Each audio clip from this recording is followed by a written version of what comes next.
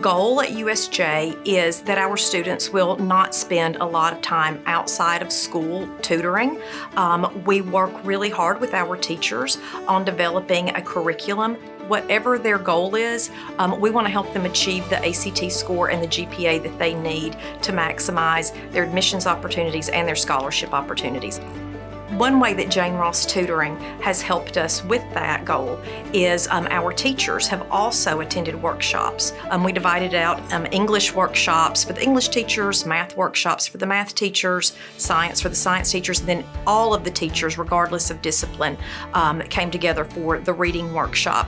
They felt like they received such great resources to pass on to the students that the next fall they said, can we please have Jane Ross Tutoring and Dr. Phillips come back and work with us again. So we have that in the works right now too.